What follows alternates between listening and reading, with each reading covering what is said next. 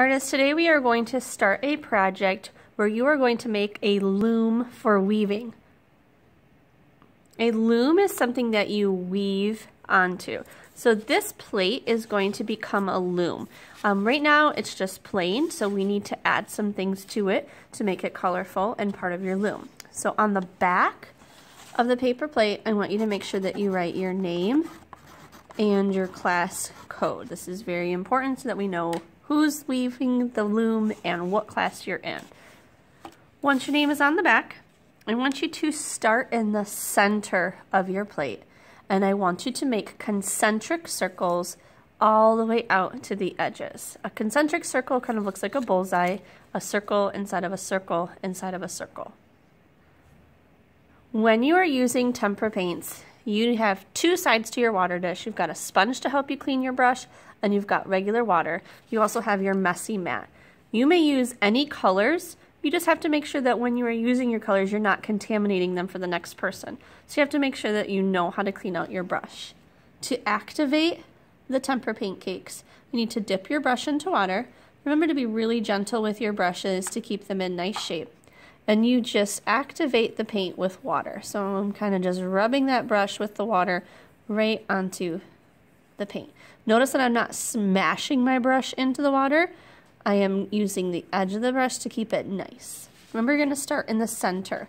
So you want to start with just a circle of paint.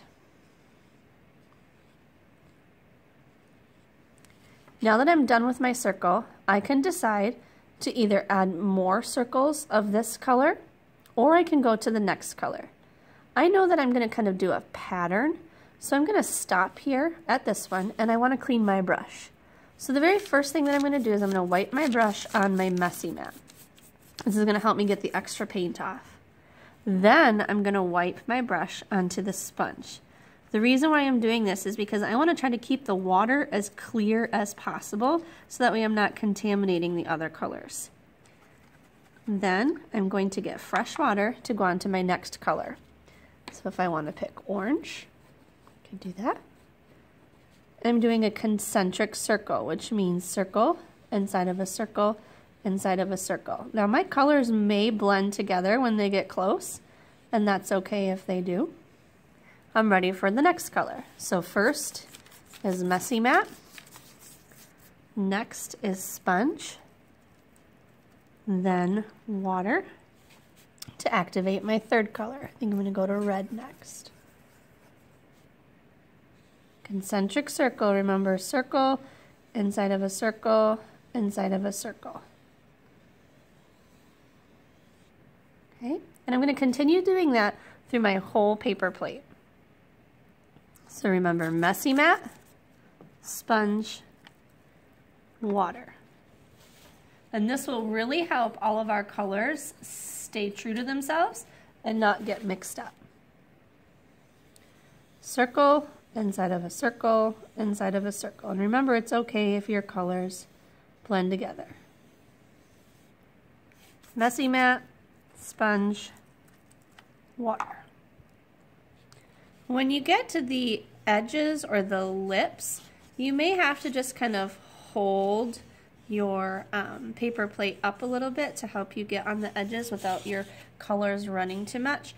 If your colors are really wet, you just might want to wait a second so they don't drip down, unless you don't mind the drips. And these are going to dry pretty quickly on these, so you don't have to worry about having to wait a long time. This is just a little bit easier to paint the edges and the lips of these if you hold the edges up a little bit. And you can see if it drips, it's not a huge deal. Just might want to hold your edges up a bit. When you get to the top of your plate, just make sure that the whole edge does get covered, so that way you don't have any white paper plate showing when it's displayed. Like I mentioned before, these plates are going to dry relatively fast. So when your paint is dry, you can go back in with some darker colors and add some patterns and details.